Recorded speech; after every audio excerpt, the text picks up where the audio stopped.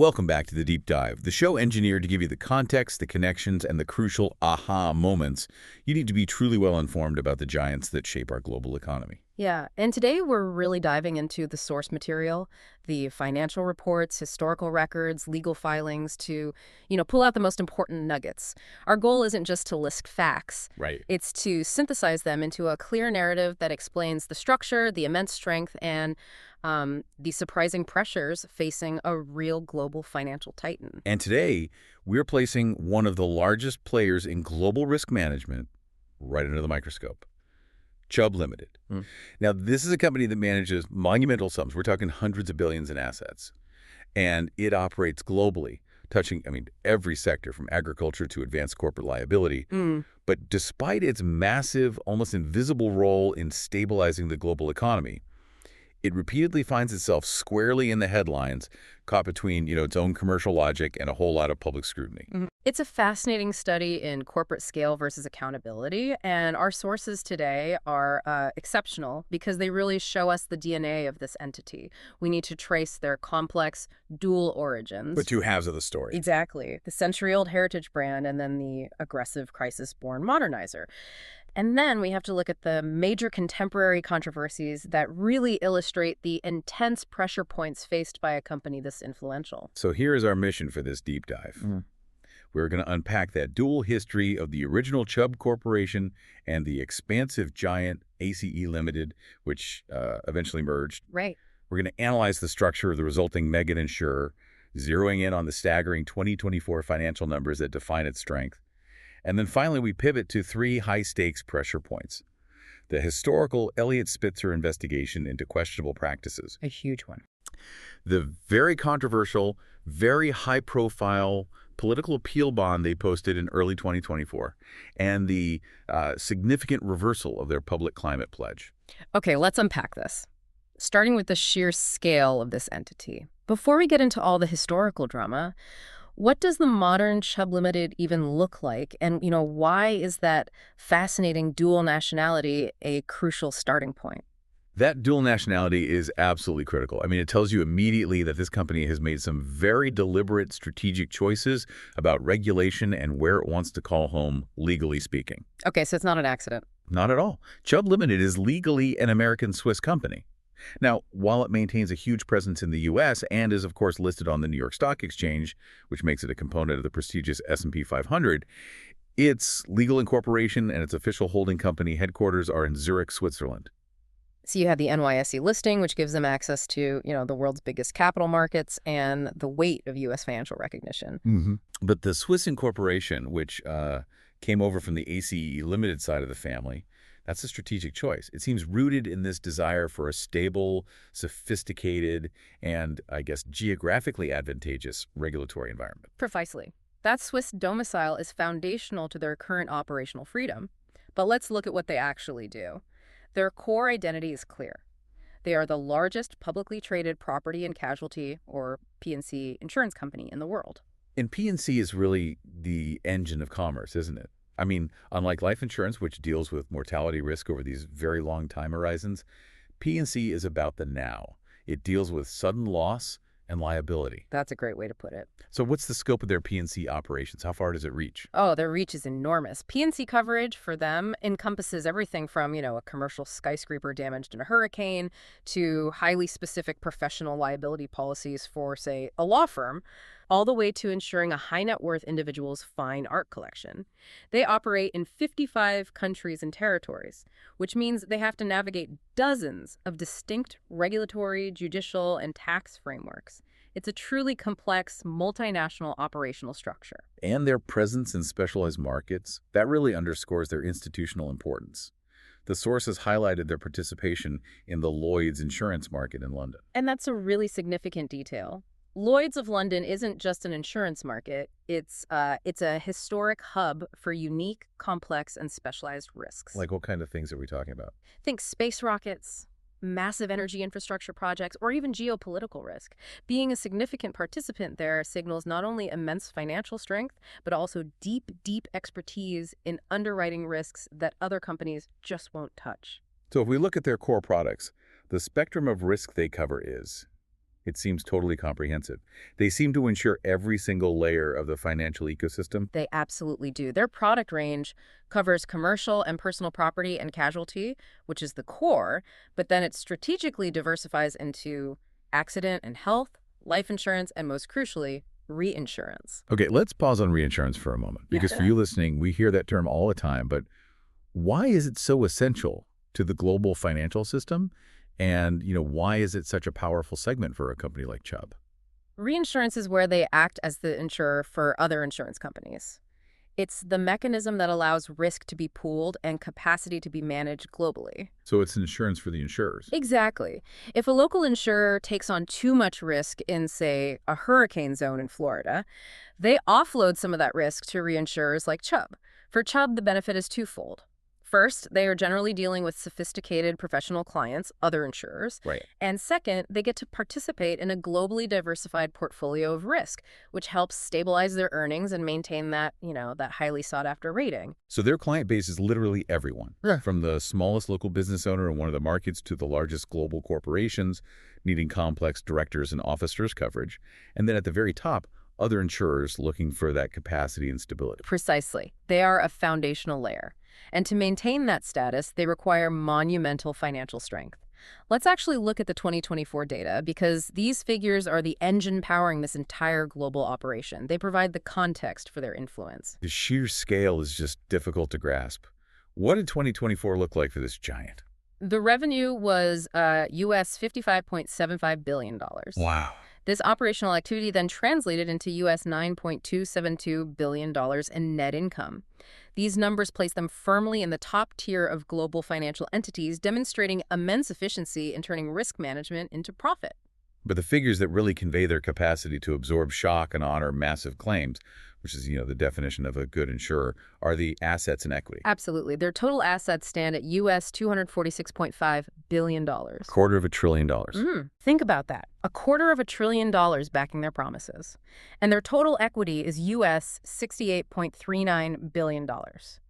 This immense capital base is what allows them to confidently underwrite massive specialized risks anywhere in the world. When you need a policy for a $10 billion offshore oil platform or liability coverage for a major tech corporation, you need an insurer that can actually handle the full loss if the worst happens. And with approximately 43,000 employees globally, that demonstrates a massive human infrastructure needed to manage that $250 billion across 6 territories, handle all the regulatory compliance, and assess all those unique risks. It's a massive undertaking, and that leads directly back to the importance of their financial strength ratings. In this industry, the rating is everything. It's the bedrock of trust. Why do global corporations pay huge premiums to Chubb? Because they know the check won't bounce. Exactly, because those claims will be paid regardless of the size of the catastrophe. So walk us through those ratings. What are the key scores that underpin their global reputation? The ratings are consistently top tier across all the major agencies. Their core operating companies are rated AA, which means very strong by Standard & Poor's. AM Best, which focuses specifically on the insurance industry, gives them an A++A or superior rating. Plus. Both of those have stable outlooks, which means the agencies don't see any near-term reason for a downgrade. Fitch also assigns an AA rating. And even Moody's, which has a slightly different scale, rates the U.S. companies A1. So in layman's terms, if AA is the second highest possible rating, this confirms they possess an extraordinary capacity to meet their financial commitments. That's it, exactly. This collection of scores ensures their inclusion in major projects and gives multinational clients the confidence they need. What's fascinating here is how these immense figures translate to global influence, touching industries from niche areas like crop insurance, which they acquired through ACE's expansion to high-net-worth personal lines, which was the original Chubb's domain. So they're a critical utility. They're a critical utility running in the background of the entire global economy. That massive balance sheet provides the cushion for modern commerce. But, to amass that $246 billion, you don't just grow organically. You have to look back at the foundation and the aggressive expansion strategy that built that capital engine. We need to understand the two very distinct companies that merged to form this modern giant. Let's start with the heritage company, the original Chubb Corporation. Its history is this quiet, specialized success story that starts in New York City in 1882. It was an extremely focused and, modest start. The company was founded by Thomas Caldecott Chubb and his son Percy, and they focused entirely on marine underwriting. So ships and cargo. Ships, the cargo they carried, and all the inherent risks of maritime commerce. That was it. And the scale of that initial funding is it's astonishingly small compared to today's figures, isn't it? It really highlights the difference between a specialized community venture and a global capital market giant. They started by collecting just $1,000. $1,000. Funded by 100 prominent New York merchants.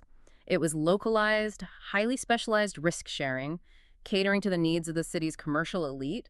They built their entire reputation on specialized expertise and integrity. So that original Chubb slowly expanded. It incorporated in 1967 and was later listed on the NYSE in 1984.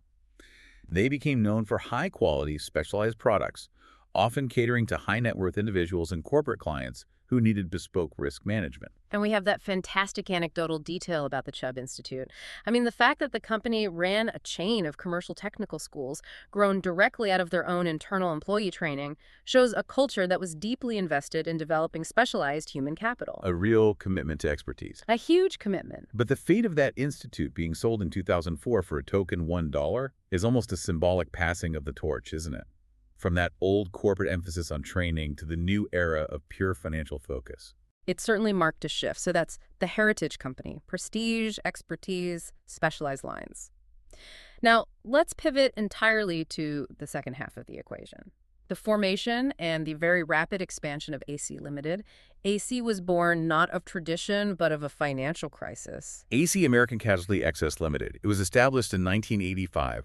What was happening in the U.S. market in the mid-1980s that, necessitated the creation of a brand new offshore insurer. The U.S. was grappling with a massive liability insurance crisis. Put simply, the insurance market was failing to provide crucial types of coverage, particularly excess liability and directors and officers, or D&O coverage. D&O. Insurers had just been hit so hard by high loss ratios and increased punitive damages, and it led them to either pull out of the market entirely or charge astronomically high premiums. And D&O coverage is absolutely critical. I mean, without it, executives and board members are personally exposed to lawsuits arising from their official decisions, and that just paralyzes corporate governance. Exactly. Corporate leaders couldn't function without it. So ACE was essentially created as a captive solution by its own customers. It was formed with the assistance of the broker Marsh & McLennan and financed by a consortium of 34 major U.S. companies. So the customers created their own insurer. Companies that were desperate to secure that difficult-to-obtain high-level coverage. They had no other choice. And critically, this crisis-era insurer chose an offshore domicile right from the start. Yes. It was initially established with its Bermuda subsidiary incorporated in the Cayman Islands, headquartered in Hamilton, Bermuda. In the 1980s, the Bermuda-Cayman structure offered significant advantages: a minimal tax burden, greater regulatory flexibility, and often less stringent capital requirements than in the U.S. Which allowed them to build a massive capital base really quickly. Very quickly, to underwrite these high-risk lines. So this inherent difference in origin, one born of tradition and specialized knowledge, the other born of crisis and aggressive capital formation, that must have created two very different corporate cultures. Oh, it did. ACE's culture was aggressive, focused on scale, and all about expansion. Under leaders like Duperreau and later Evan Greenberg, ACE began this relentless acquisition strategy. The goal was to become a global, multi-line powerhouse. What were the biggest acquisitions that really defined their rise? The first major move to achieve that global status was the 1999 purchase of the global property and casualty business of Cigna Corporation. And this included the historic insurance company of North America, or INA. Right. That $3.45 billion transaction immediately gave ACE a massive international footprint and access to established P&C lines outside of their core crisis-era liability focus. So they successfully moved from being a niche crisis response insurer to a major global P&C player very, very quickly. What about product diversification? They kept diversifying under Evan Greenberg. In 2008, they bought Combined Insurance Company of America for $2.56 billion, which gave them a crucial foothold in the accident and health segment. And by 2010, they were targeting key specialized markets. Well, the acquisition of Rain and Hail LLC for $1.1 billion made ACE a leader in U.S. crop insurance, integrating them into the core of American agriculture risk management. And they weren't just acquiring companies, they were strategically buying up market share in crucial regional economies, too. Exactly. They acquired major P&C businesses in Brazil, which instantly made ACE the largest P&C insurer there, as well as significant operations in Mexico, Indonesia, Hong Kong, and Korea. This strategy was all about global dominance by building deep roots in large, rapidly growing regional markets. And during this immense expansion phase, ACE made another pivotal choice. In 2008, they moved their holding company from the Cayman Islands to Zürich, Switzerland. This was the culmination of their shift from a crisis-era offshore entity to a sophisticated global financial institution. CEO Evan Greenberg publicly positioned the move as a natural progression, stating it offered ACE better strategic flexibility and access to a solid legal and regulatory environment within a major European financial hub. So it seems like they were consciously trading the lower tax, less regulated environment of the Caymans for the prestige and the strategic centrality of Switzerland, which really set the stage for the final merger. The move signaled their maturity. They now had the size, the global reach, the diversification, and the sophisticated headquarters needed to absorb a company with the prestige and reputation of the original Chubb Corporation. So by 2015, you have this perfect storm of two complementary giants. You've got the aggressive, expansive, capital-rich ACE in Zurich, and the respected, specialized heritage brand of Chubb over New Jersey. The consolidation seems almost inevitable because of the synergy. The merger really solved problems for both sides. Chubb got access to ACE's immense capital reserves and its global operating platform, which was, far superior to their own. And ACE, despite its scale, it lacked the deep prestige and recognition in certain specialized lines. The high-end stuff. Particularly high-net-worth personal insurance that Chubb had cultivated for over a century. The deal was announced in July 2015. ACE acquired the original Chubb Corporation for $28.3 billion in cash and ACE stock. That valuation confirms the incredible value of the Chubb brand and its specialized client base. The terms, however, confirmed who was in charge. ACE shareholders held 70% of the new combined company, and the combined headquarters remained firmly in Zurich. This was clearly an ACE acquisition. But the branding decision? That's the moment where the merger becomes iconic. Despite being the acquiring entity and controlling 70% of the shares, ACE chose to adopt the target's name. They became Chubb Limited. Why? Why forego the ACE name? This was just a masterstroke in brand management. Evan Greenberg, ACE's CEO who became chairman and CEO of the new entity, he recognized that the legacy, the prestige, and the reputation for quality underwriting associated with the 130-year-old Chubb name were more valuable globally than the association with the crisis-born, aggressively expanding ACE brand. So it was a decision to inherit institutional trust. Absolutely. It gave the aggressive capital base of ACE, the highly refined, sophisticated face of Chubb. And they maintained a physical presence for the legacy brand, too. That's right. The North American division, which is still massive, maintained a substantial portion of its headquarters functions in the original Chubb headquarters in Warren, New Jersey. This ensured continuity and leveraged all that existing infrastructure and specialized personnel. The structure was now set. Executive control and capital base in Zurich, operational footprint spanning 55 countries, all operating under one of the most prestigious names in insurance. This unified company, with its immense financial muscle and heritage brand recognition, is now uniquely equipped to handle nearly any risk.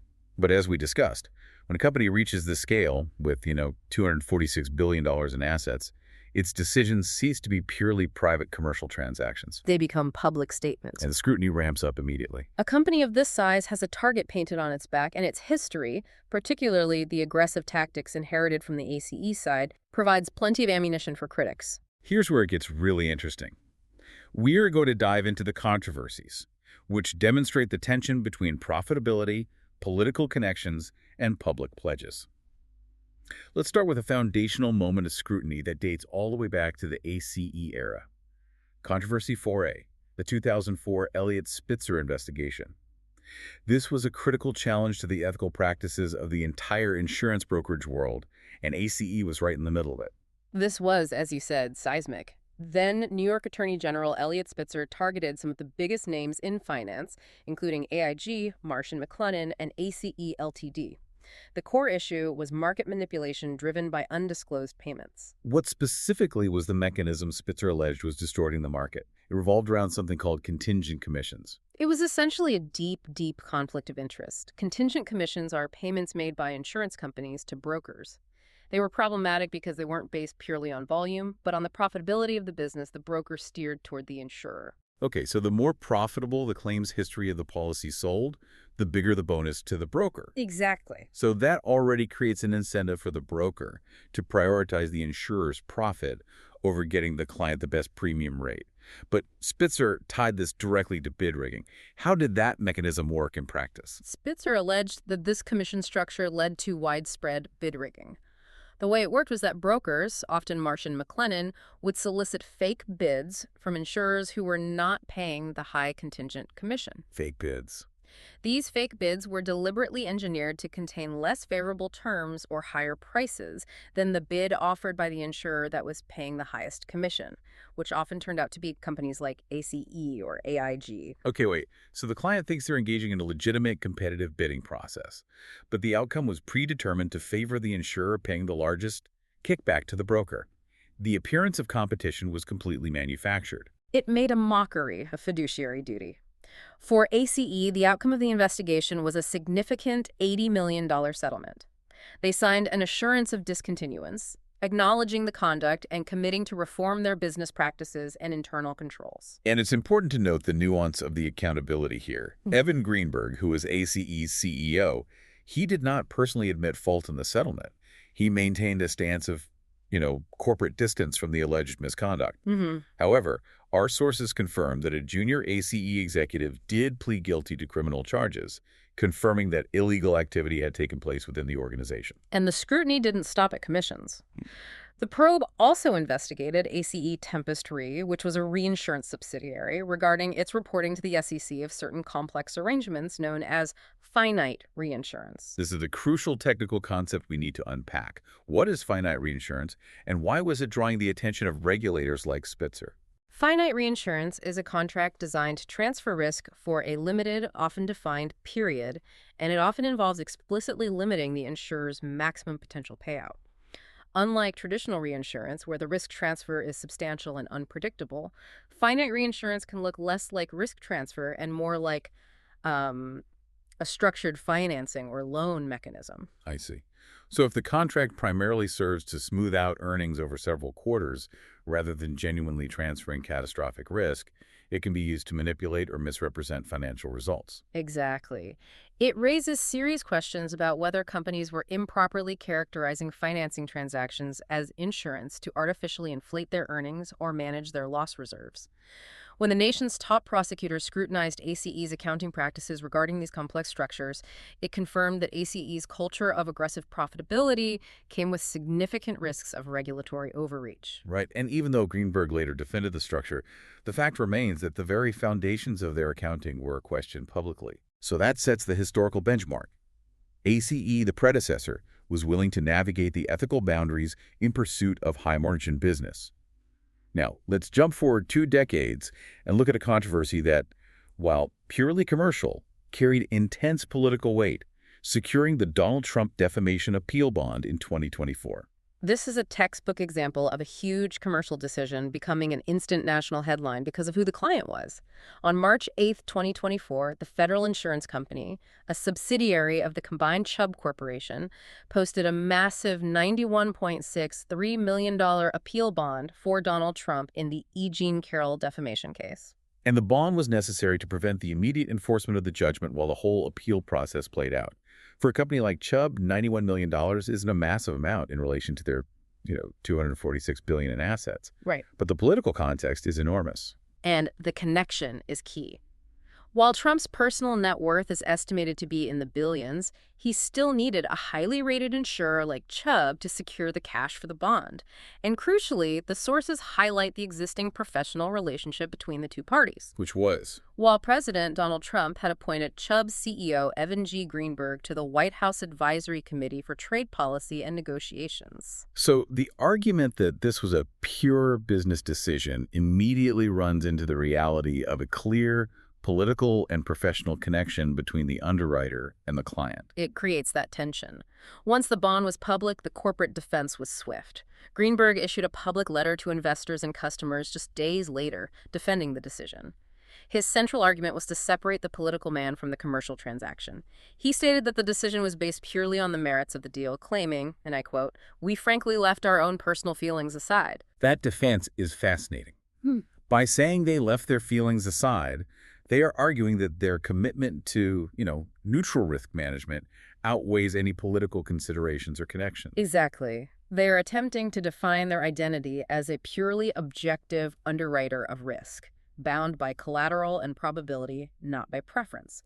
However, the specificity of the transaction also speaks volumes about the limits of their risk appetite in this highly charged environment. They specified this would be the only bond secured. How did that play out in the courts? This was confirmed shortly thereafter. The sources point out that just days after the Chubb bond was secured, Trump's lawyers notified the court that he was unable to secure the separate, much larger $454 million civil fraud appeal bond required in a different case. So the contrast is stark. Chubb was willing to underwrite the $91 million, suggesting they felt the collateral or the probability of success on appeal was sufficient for that specific case. But they clearly drew a line in the sand, refusing to take on the $500 million exposure, even with that existing relationship. It shows that even with a strong professional connection, the scale of risk, especially high-profile, volatile risk, dictates the ultimate commercial decision. They are managing risk for profit, not for political favors, though the scrutiny remains intense because of those connections. Which brings us to our third controversy, which takes us from political risk to environmental risk. The reversal on the coal pledge. This highlights the inherent tension when massive financial muscle encounters the long-term demands of sustainability. This is a classic conflict between public image and underwriting revenue. In 2019, Chubb made a very public commitment.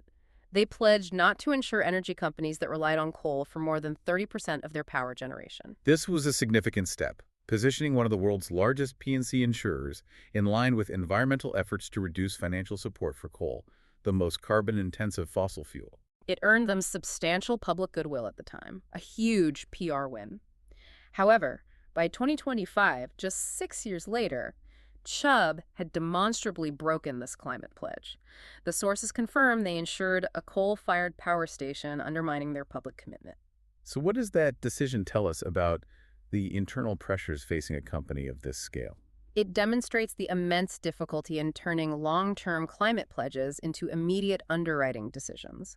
The financial incentive to underwrite massive existing infrastructure, like a fully operational coal plant, is often immediate and highly profitable. And the pressure from shareholders. The pressure from shareholders for maximizing short-term returns can often outweigh the pressure from climate activists for long-term policy adherence. So it's a reminder that even when a company tries to adopt the specialized, prestigious, ethical face of the original Chubb, the aggressive, growth-focused capital engine inherited from ACE can still dominate their risk portfolio decision-making process. It fundamentally questions the degree to which any massive global underwriter can truly divest from profitable, entrenched industries, regardless of their environmental impact. They are a utility to the current economy, and the current economy is, still heavily invested in these resources. This deep dive really reveals that Chubb Limited isn't just a spreadsheet of large numbers. It's a dynamic entity defined by the constant negotiation between financial strength, historical culture, and intense public accountability. We've traced a remarkable journey today. We saw the original Chubb build its reputation insuring ships and cargoes back in 1882, focused on prestige and specialized expertise. Right. We then contrasted that with the aggressive, crisis-born AC Limited of 1985, which leveraged an offshore structure to rapidly build massive capital, eventually re-domiciling in Zürich. The $28.3 billion merger in 2015 created the ultimate mega insurer, adopting the iconic Chubb name to gain prestige while retaining ACE's leadership and capital base. The result is a $250 billion entity defined by its financial muscle AA ratings, $246.5 billion in total assets. That serves as a foundational pillar of global commerce. But that capacity to underwrite monumental risk invites intense scrutiny. We saw this first in the historical context of the Spitzer investigation, detailing how alleged bid rigging in complex financial instruments like finite reinsurance forced an $80 million settlement and exposed a culture prioritizing profit over consumer trust. And most recently, in 2024, the highly charged decision to underwrite the $91.63 million bond for Donald Trump, a decision defended as purely business, yet immediately challenged by the clear professional connection between the client and the CEO, and finally the quick corporate backtracking on their 2019 coal pledge by insuring a coal plant by 2025. So what does this all mean for you? Understanding a company like Chubb gives you deep insight into the foundational financial architecture that manages global risk. These companies don't just react to events, they structure the global economy by deciding which risks they are willing to take and which they are not. Their capacity is immense, but those decisions, whether political, ethical, or environmental, have massive downstream implications that define the risk profile of the world we live in. That leads us to a final provocative thought for you to consider. When a global leader like Chubb makes a high-profile decision like underwriting a politically charged bond for a known associate or reversing a publicly stated environmental policy, how should we weigh the stated corporate defense of leaving personal feelings aside against the clear, established connections between leadership and political power? It raises an important question about whether the business of insuring risk backed by $250 billion is ever truly separate from the political and environmental risks of the world it covers. A tension that will only grow as the risks of the world become more complex and interconnected. That's a fascinating perspective to leave our listeners with. Thank you for joining us for this deep dive. We'll catch you next time.